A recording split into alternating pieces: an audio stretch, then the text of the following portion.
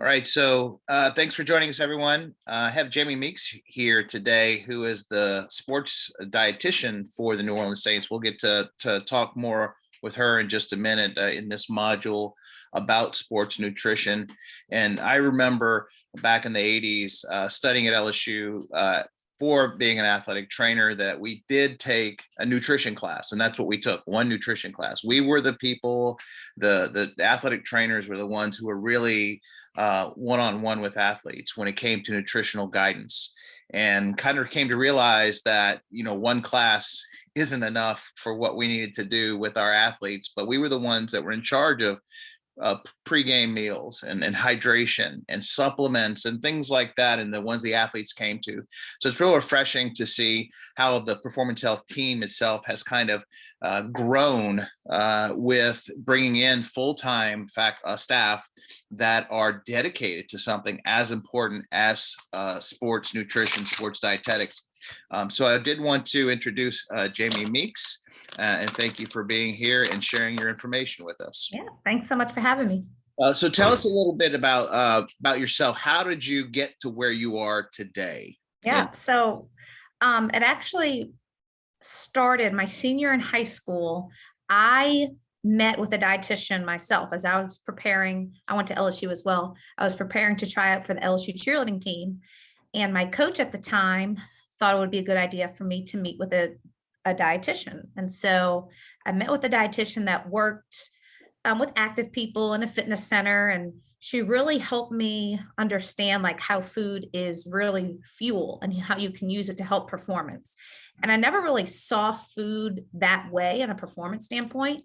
So literally from that moment, I knew exactly what I wanted to do. So I remember I went home, I was preparing to apply to LSU, declared a major in dietetics. And from that moment on, I knew I wanted to be a dietitian, and I knew I wanted to work with active people. So I did throughout my whole LSU career, went through the dietetic program, which is an accredited program. So if you want to be a dietitian, you can't just take random nutrition courses. It is a true accredited program. Only certain colleges are accredited. So you have to keep that in mind for dietitians. And so once I completed that, I did my accredited internship, which is another requirement, at University of Arkansas for Medical Sciences. And that was about almost a year. Did that in Little Rock, Arkansas. Then I was eligible to take my RD exam, which is a national exam. Once I passed that, I decided to go back to LSU for grad school in exercise physiology. And so during that time, I was a dietitian. So I went to the athletic department and I was like, hey, I'm a dietitian. I would like to volunteer my time. Can I work with your athletes? And they let me, and I did little consults here and there. And then I started doing team talks, and then I got the bright idea, this can be a full-time job. So my master's advisor, she told me to put a business plan together for a full-time position. And I took me about 4 or 5 months to put it together, presented it to the athletic department. And then once I graduated my master's, they ended up hiring me on. And that's how I started my career, was at LSU, working with all LSU sports, from football to gymnastics to basketball, volleyball, all the sports in between. And then worked there for about 4 years. And then I got a call to interview with the New Orleans Saints. And here I am today. This is my 7th season with the Saints. That's great. So you worked with Bo Lowry back in the day, one of my good friends. Now he's back at LSU. That's right. Yeah. That's awesome. So just really great to see your path there. Let's talk a little bit about that. You had mentioned if we're looking for a good sports dietitian, right? Registered dietitian. Yep. You have to be a graduate of an accredited program. And then you said you had to do an internship after that? You have to do an internship. And it's not just, interning with a dietitian you may know, or through a hospital or a sports team. It's a accredited internship that's at least 1,200 hours. And you have to meet several requirements through clinical, that's through hospital, through community, through food service. There's many, many modules and many, many competencies you have to meet for that internship to count towards your RD exam. Right. And so in RD, I mean, sports is a very small part of Exactly. what dietitians do. And I think that wasn't Brigitte Mosley an RD. So Yeah, that was the lady who ran Broussard Cafeteria with, that's right. And she's still there. and she's still there. And she She's was the still there. one that was doing a lot A of lot of the food service the food nutrition. service stuff. And Yeah. she was kind of, I think, the predecessor of what you were doing Exactly. today in the training table. You did. So I was LSU's first full-time sports dietitian. And so we worked together. She gave me a lot of info on like how the food service part worked. And then I worked a lot closely with the team and individual aspect, and we kind of put it together and made menus, you know, me knowing what the players liked and wanted. And so we really worked well together, and we keep in touch here and there. I do miss Mosley. She's a great person. I spent a lot Yes. of time with her myself. I started one of my first research projects was looking at carbohydrate consumption during 2-a-days when we used the cold tubs. And the theory Yeah. was if we were able to cool them down faster, did they consume more carbohydrates? Mhm. And so Brigitte was great. She went and just listed, here's the menu, here's the carbs that were consumed and all that. Yeah. And so I really got my first exposure at that time with her. And then you went back and got a master's in ex-phys. And so what do you have to have though? So you get an RD, then what's the next step? Now you're licensed as well in the state Correct. of Louisiana, right? Correct. As a dietitian. Yes, sir. And Mhm. then what does it take? What are we looking for that sports specialty? Sports. Right. So there is a specialty certification. It's the CSSD, Certified Specialist in Sports Dietetics. And to acquire that certification, you have to be a registered dietitian for at least 2 years. And there's a certain amount of sports nutrition specific work that you have to do before you're eligible to sit for that exam. So I believe you have to acquire 1,000 or 1,200 hours of sports nutrition work, related work, again, to be eligible for that exam. Okay. And do you have to do like continuing education and all that as well? Exactly. Yeah. Wow. Incredible. So Yep. it's very much like an athletic trainer in that Right. we have our certification, our national certification with state licensure, with CEU requirements, and the process is really very similar to Very what similar. trainers had to do Right. as well. When I was at LSU, I worked a lot with our student athletic trainers. Mhm. And it was funny when you brought up that one nutrition class that the athletic trainers are required to take. They would always come to me for help. Yeah. And it was the basic of the basic nutrition classes, you know, and there were some difficult parts of it, you know, when you got down to the cellular level. Mhm. But it always blew my mind that was the only nutrition class that was required, because athletic trainers work so closely on individual level with the athletes. So it is cool to see now that we have sport dietitians coming into the sports realm and working very closely with the athletic trainers. So it works out great. It's a great team. I wish I had you back. Yes. Of course, Miss Mosley was great too. Yes. But I know that we know a lot more now when you talk about fuel. I like that analogy as well. I think that's a big thing that athletes really, got into.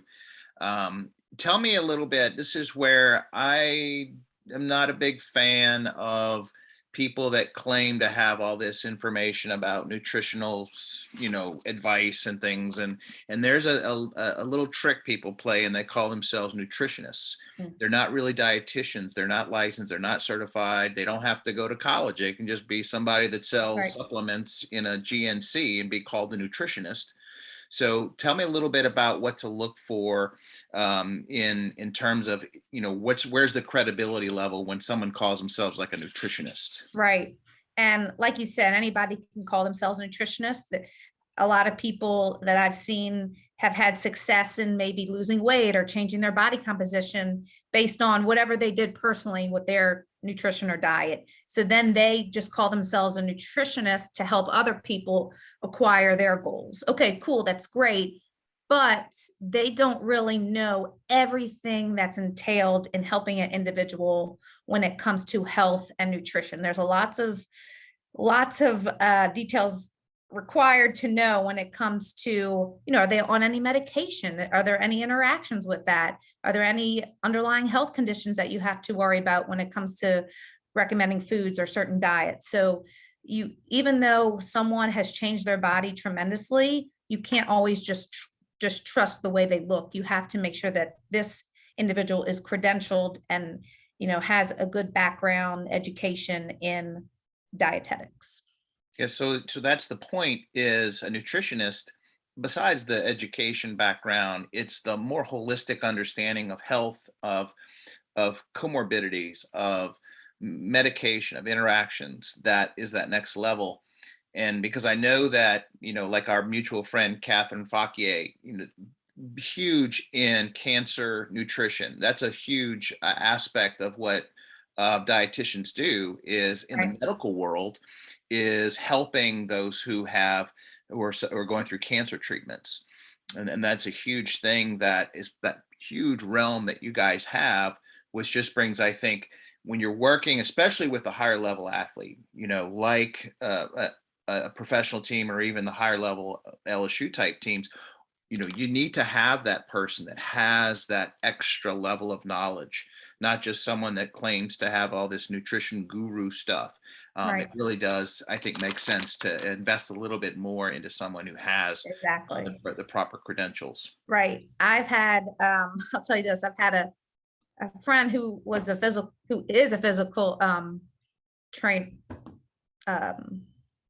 physical therapist, excuse me. It's like physical therapist, Okay. Went to school for PT, all that. And he said, hey, I want to help my clients and patients with nutrition. Is there an online nutrition course where I can get certified in nutrition? And I came back at him. I said, well, is there an online PT certification that I can take? It's the same thing. You spend years and hours studying and learning your profession, and then you just want to jump in someone else's profession and take a 1-week course, that just doesn't cover it. So if you kind of look at it that way, I was like, no, I mean, yes, there are courses, but it doesn't cover everything. You need to be actually certified and credentialed in everything nutrition. So we're going to segue very well here, because that's kind of the next part of the boundaries when you have a state, a regulatory body that's licensing what you do. One of the things, as a licensed, registered dietitian, you have the ability through state law, through your practice act, to do certain things, which also excludes other professions from doing things that only an RD can do. So on that vein, we do have these physical therapists and even athletic trainers that are kind of concerned, where's this line that I have to watch? Is there something black and white that says, don't cross that line? It's easy if I said a physical therapist can't do surgery or give injections. That's pretty, that's pretty clear. So where is that line when it comes to what the RDs are what you guys should be doing? Right. And I think the first one is kind of what we already talked about, is calling yourself a nutritionist, dietitian, nutrition expert. That's kind of always been a little fuzzy for people to understand. And then it comes, the next one, I think the big one is like prescribing diets. Like, here's a diet for, and sometimes people don't know how to give true diets. They just hand out just generic diets to people, when there's so much more that goes into planning a diet for somebody. Again, for the reasons that we already talked about, we need to know about the whole person. We need to know any medications, any other medical issues that might be going on. Now, I would say physical therapists, athletic trainers, just generic nutrition advice when it comes to hydration, or did you eat breakfast, things like that. That absolutely totally fine, but when it comes to maybe certain supplement recommendations, the safety of supplements and things, when you get really into nitty gritty, that's when it should be, moved on to the dietitian for some advice. So the scenario that I've always used is meal planning is a no-no for a non-RD person. That's saying you need to specifically follow, as you said, this meal plan that says you eat this. And so you need to stay away from being very prescriptive Right. when it comes to what you're consuming, but we can still use whatever normal recommendations, like for the USRDA, my plate, you know, the Exactly. general recommendations should be within our realm. And in the physical therapy world, there is this, they do encourage nutritional advice, I should say, Mhm. but it's nowhere near, you don't want to do a food inventory or a meal plan. To me, that's that line we talk Right. about. Don't do that. Right. What we need to be careful of is there's an emerging thing called functional medicine, Mhm. where some physical therapists are going and taking this advanced training to do more nutritional things based on what they're seeing in blood work and things like that. So there might be some physical therapists with this additional training, but it doesn't mean, or an athletic trainer, I don't know, doesn't mean that they're by any means an expert as an RD Right. would be. So, take those advice with a grain of salt, obviously. Right. It's a bad dad joke pun, nutrition podcast. But anyway, so that's where I think my line would be. And of course, having someone right, next door in an office is always helpful, Always helpful. or an email or a phone call away. So, I have a couple of other friends who do sports dietitian work, and they kind of do counseling, if you will. And I don't know what your opportunities are, obviously full time, but are there ways that people can access? How does someone get to a sports dietitian, for example, that's in a high school that doesn't have access to someone like you? Yeah, so there are plenty of sports dietitians that do private practice with consults like that on the side. If you go to eatright.org, you can find a dietitian in your area, and they usually list the specialties. So eatright.org, that's the Academy of Nutrition and Dietetics. I know in the Louisiana area, there's a very local dietitian. He started a great website and community of sports dietitians, My Sports Dietitian. Yep. His name is Tavis. You might know Tavis. Yep. Tavis Pitoli. He's really done great with a fellow athletic trainer. Like Harper. Yes, Mr. Harper. They put together this great business, and so I've done things with them as well. And so that's a great way to get in touch with sport dietitians if you're looking for counseling, for nutrition education, some nutrition courses, and whether it's an athlete or even a professional looking just to learn more about nutrition, they have some really great resources. That's great. So tell me, switching a little bit, Jamie, tell me, always curious, the inside, what do you do every day? Yeah. If you can share a little bit with kind of what your day looks like there. Yeah. So I feel like I wear a lot of hats, and that not just me, but all the sport dietitians in the league and collegiate dietitians. First, I would say my biggest role is dealing with team meals, making sure every person in this building is fed correctly in a healthy way. So I work very closely with our in-house food service company. We utilize Legends, and they do a phenomenal job. I'm really close with our head chef. We work very well together when it comes to menu planning, and based on our practice schedule and game schedule, we really work together with making this menu appealing, healthy, everything that we want for these guys to enjoy their food. And then also when it comes to feeding our team on the road, I feed these guys at the airport, on the airplane, at the stadiums, at the hotels. And that's a lot of coordinating with different restaurants and catering and just different vendors. So it is a lot of communication involved, and a lot of scheduling, a lot of just organization involved in just making sure everybody's fed. And it's not just the players, it's the coaches, it's the front office staff, it's everybody. So that really is a big part of my job. And with that, yes, it's ordering a lot of food in bulk, but there are some players who have certain food allergies, or they might be a vegetarian or vegan or gluten-free or something like that. And I have to take that into account and make sure those guys are taken care of.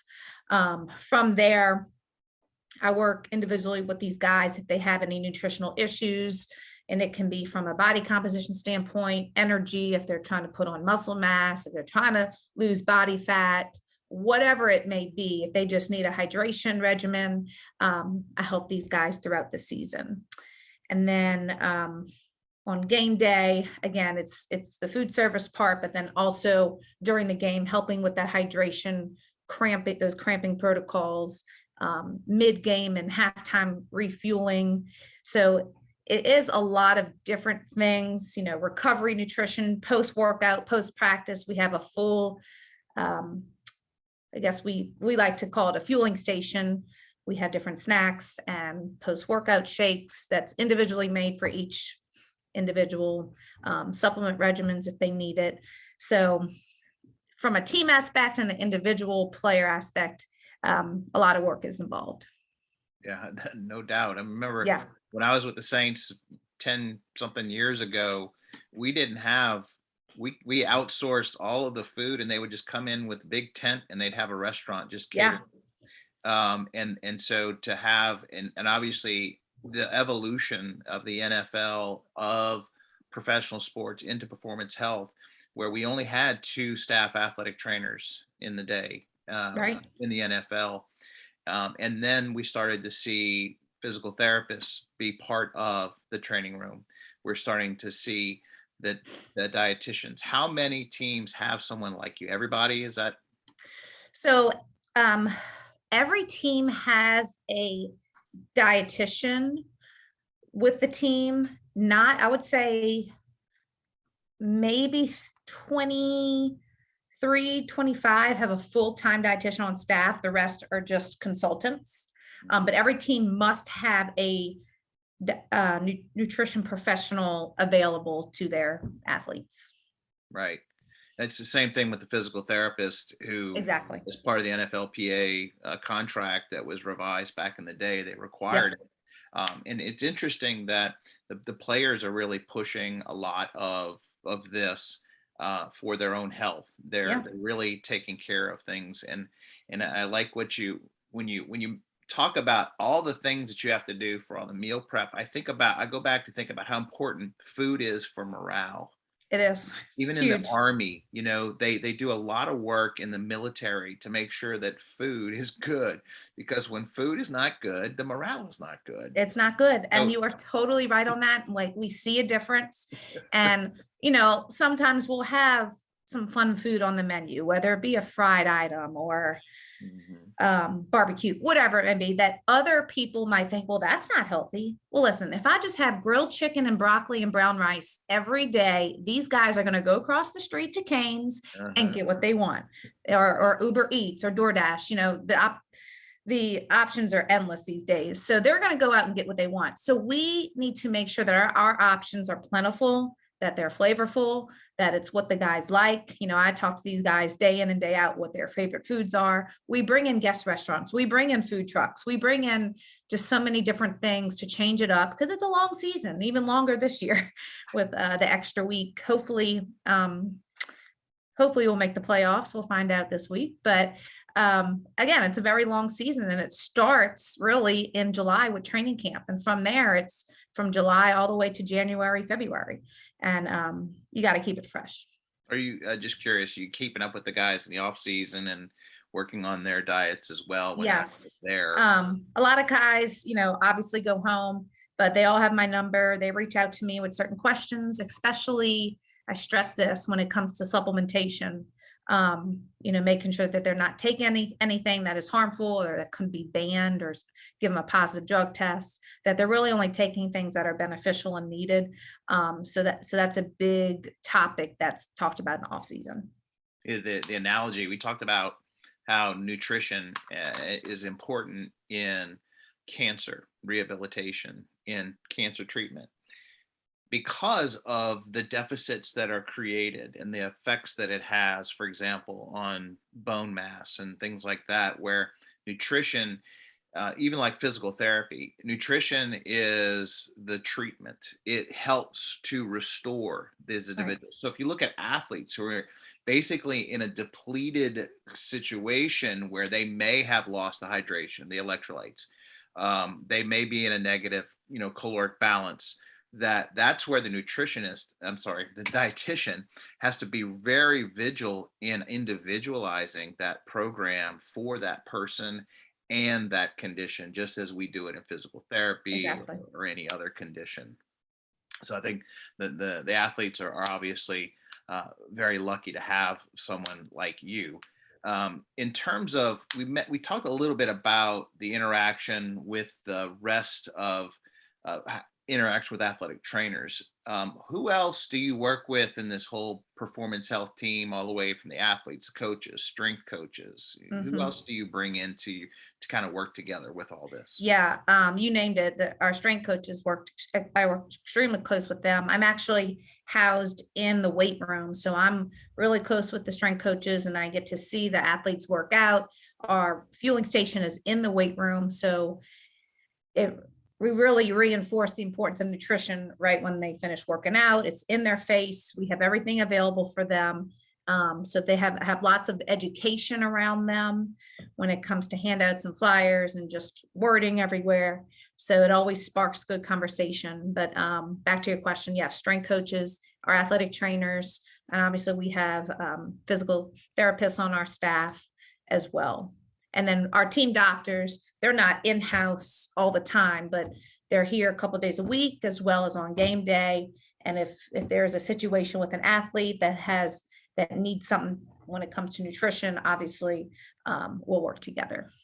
Give me a couple of examples. So is it, this guy needs to lose weight, this guy needs to gain weight, this guy is a cramper. Mhm. Give me some ideas of when you might see an athlete that needs a little bit more attention Right. from someone So like you. those that you just listed are probably the most popular when it comes to weight changes, strength, energy. A big topic these days is vitamin D levels. Mhm. And we have a lot of guys that are low to deficient. And so, working with them, understanding how supplementation can help, how to take supplementation. I mean, there are some food sources, but very, very small amounts of food actually have a good bit of vitamin D. So this is one particular vitamin that we would supplement, again, to help their bone and muscle health. So that's something that they contact me about.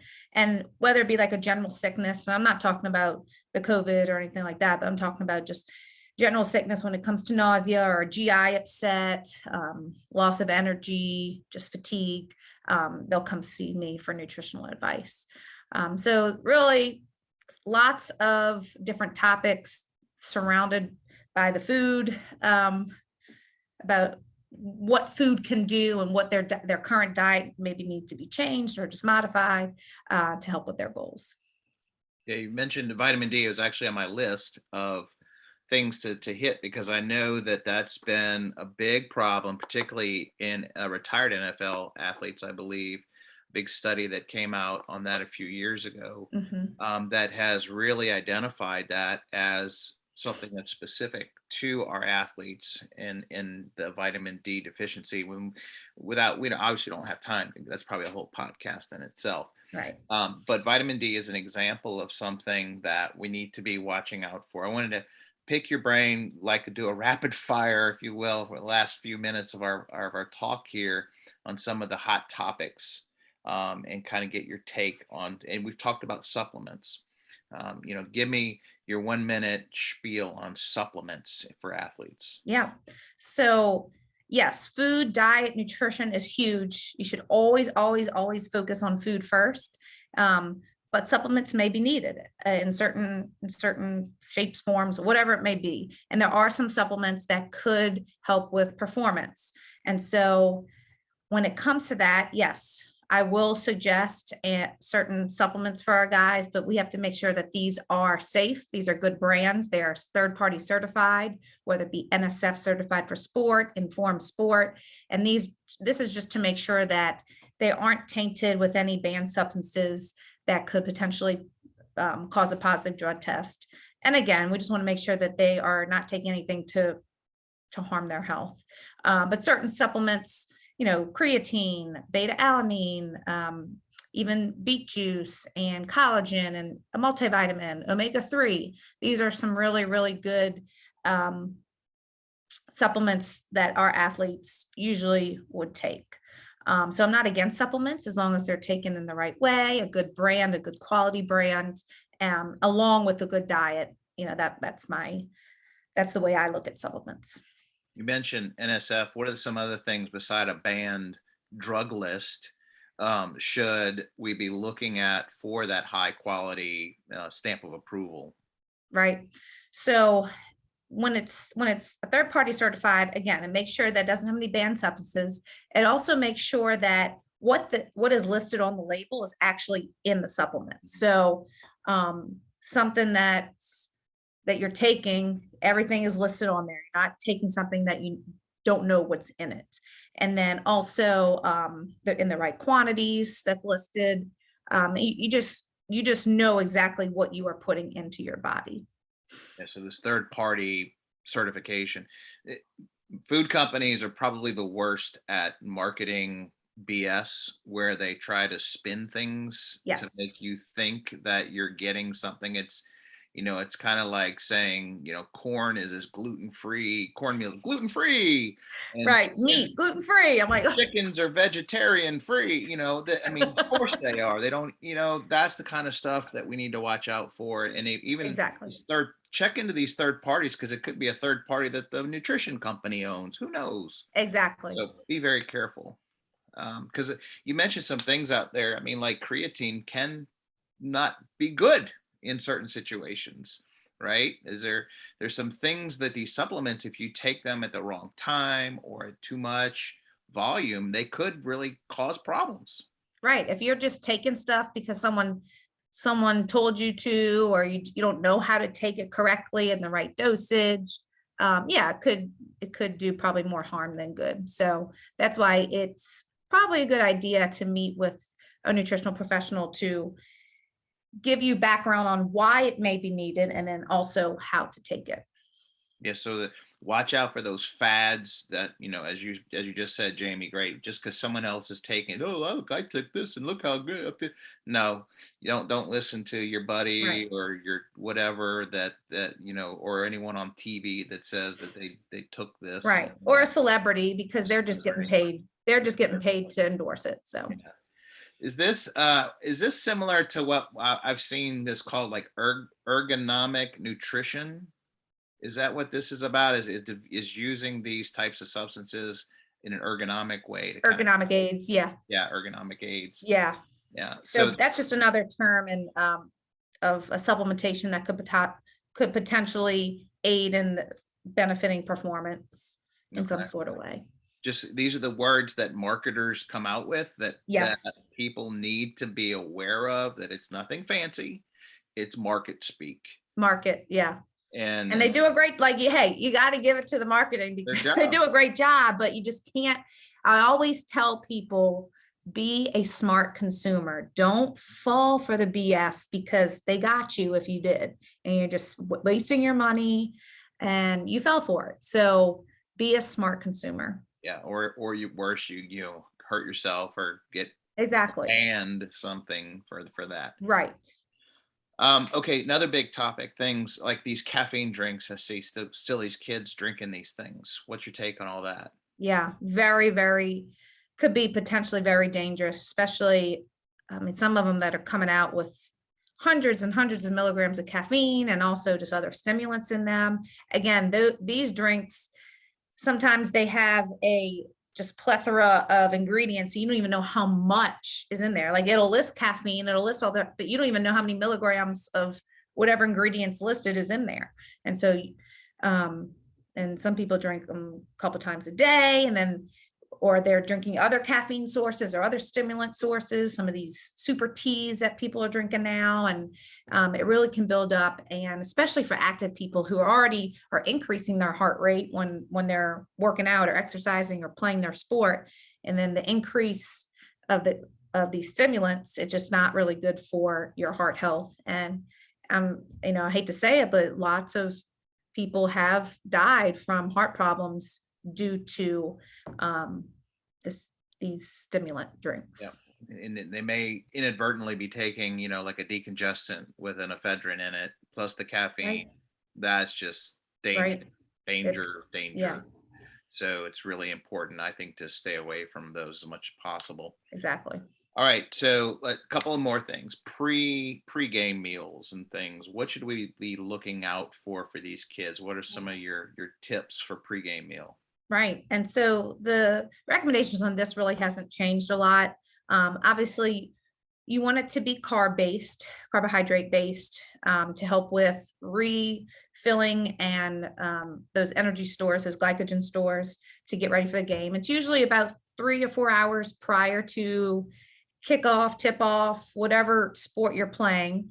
But again, yeah, carbohydrates, but you also want some sort of lean protein. So for example, the Saints, we have chicken, we have salmon, we also have a fillet, a lean fillet for these guys who want some a little bit heavier, pasta, rice, potatoes, and then we have some vegetables and lots of fruit, lots of hydration options when it comes to water, Gatorade, coconut water, juices, things like that. So having an option. And again, you have to keep in mind, not all teams have the resources to have a full pregame meal, but taking this information and making a quality meal out of that, is just as good. Right. Advice to, if you're at a high school and you don't have a pregame meal, what are you telling the kids? Right. Before they I'm telling them some pasta with meat sauce and some green beans with a water and a Gatorade, or a water and some milk, side of fruit, something like that, something simple. Instead of going to McDonald's or a fast food pizza place, trying to do something more wholesome, a chicken sandwich, chicken wrap, things like that. Yeah, I was gonna say my big thing is what not to do, because I'll go straight for no fried foods, no heavy sweets, that kind of stuff. Stay away. So the fast acting carbs. Okay, so and you talked a little bit about, I like the pre-hydration. What about during the event? We talk about hydration and also in event fueling. What are we doing with that? Yeah. So very important. Yeah, you focus on your pre-game, pre-nutrition, pre-hydration, and then your mid-game fueling and hydration is just as important. So, if you think about it, at least for football, you do your pre-game meal and then they're doing warm-ups. I feel like they're warming up for like 2 hours before they even play the game. So they're really expending a lot of energy and they're sweating. So water, sports drink of some sort. We utilize Gatorade, but again, everybody uses their different sport drink of choice. And then we also have carbohydrate boosters that are available to our players. And this is just as simple as little applesauce pouches, bananas, oranges, just easy granola bars. We do Rice Krispie treats, those chewy bars from a Quaker. Really simple, just easy on the stomach. We have different products like Generation UCAN, which is a slow acting carbohydrate. I'm trying to think what else we have. We have energy chews, and that can be something as simple as Honey Stinger. Some people use just regular Welch's fruit chews. Again, just something quick to get that, to refuel those carbohydrate stores prior to kickoff. And then we'll do something similar at halftime, again, to refuel. What is your take, real quick, on the drinks, the Gatorades, those types of things? Why would I choose that over just plain water? Just plain water. And I think it's very important for people to understand, because I think sports drinks get a bad rep because, they're so high in sugar, blah, blah, blah. Well, yes, if you're sitting at your computer, at your TV, not active, you don't need to be drinking a sports drink. They are literally made for sports and athletics. And when you are sweating and expending a lot of energy, you need to replenish that fluid, replenish those electrolytes, replenish that sugar, to keep going. And so that's why it's formulated in that way. And people don't understand that. They're like, it's just so high in sugar. I was like, okay, well then don't drink it if you're not as active. And so water is not going to do it for high intense athletes that are playing a intense game or have an intense workout, or even just really outside hot, humid weather. That's where these sports drinks come in. You know, sports drinks were big back in the 80s when Gatorade and even the local Baton Rouge drink, Quick Kick, invented by Doc Broussard, who was my mentor. We got away from that, I think, in that late 80s, and there was a big push away from that because of the sugar. And it was just like, well, just drink water. That's the most important point.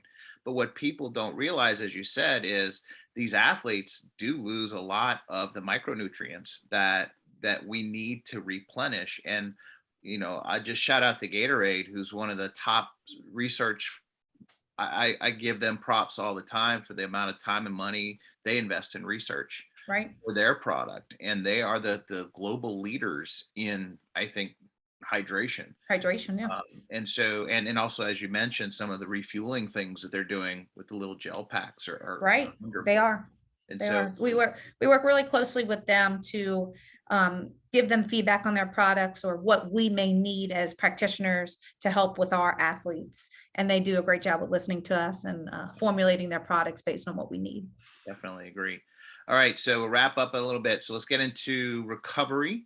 You had mentioned a couple of things. One of my other guests on the podcast did some research on some tart cherry juice. What are your thoughts on that and some other ideas for recovery?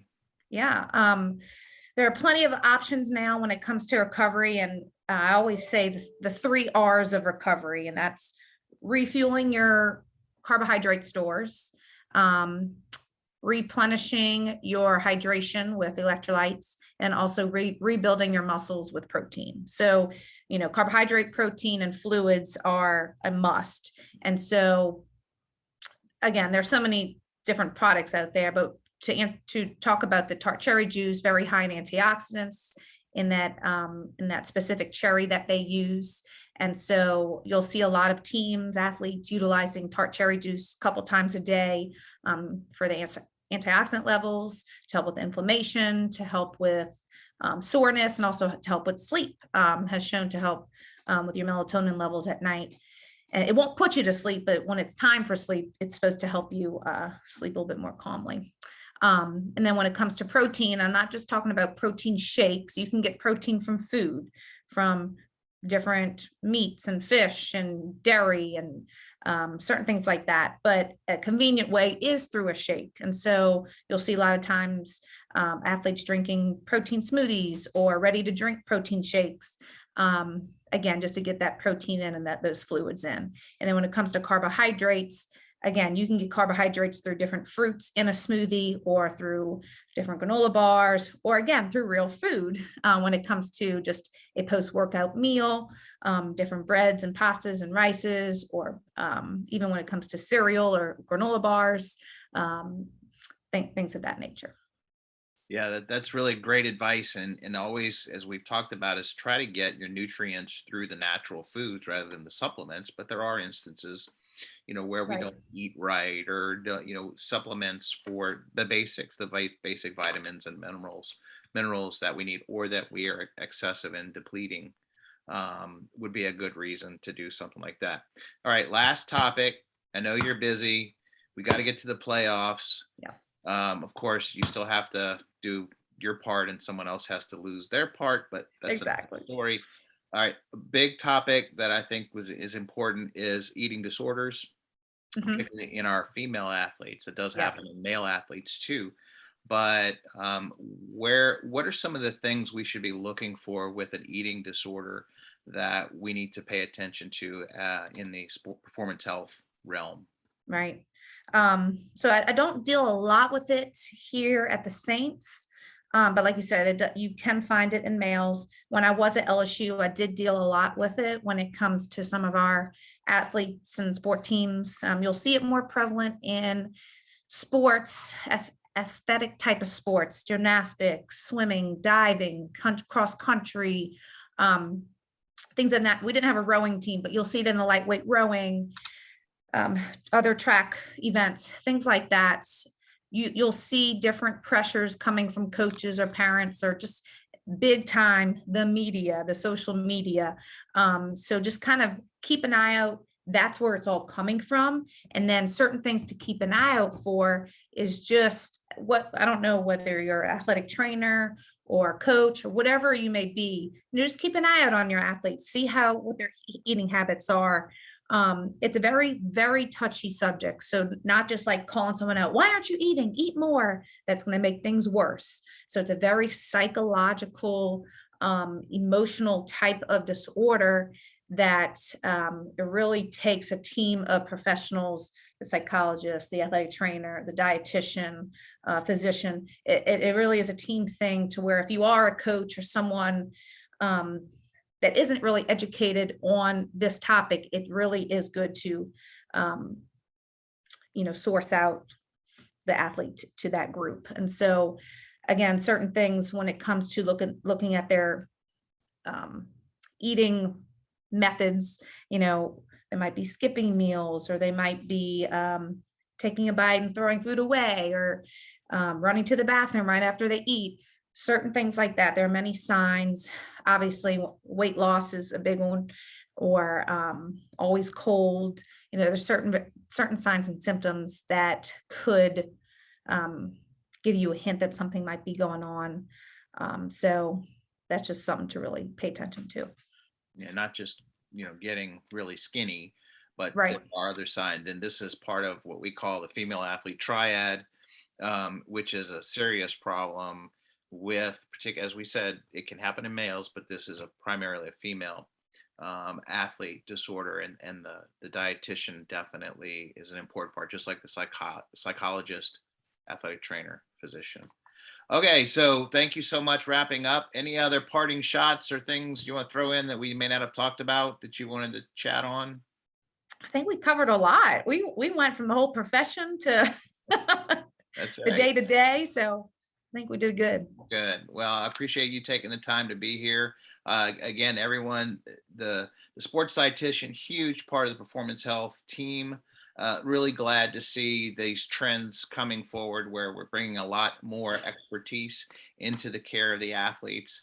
And a shout out to all of the great sports dietitians out there who are practicing today and even led the way, including those like Miss Mosley, who were the earliest sports dietitians that we really appreciate all that they've done. So Yeah. thank you, Jamie. I appreciate you taking the time. Thank you. Thanks so much. All right. Bye-bye. Have a great new year. You too.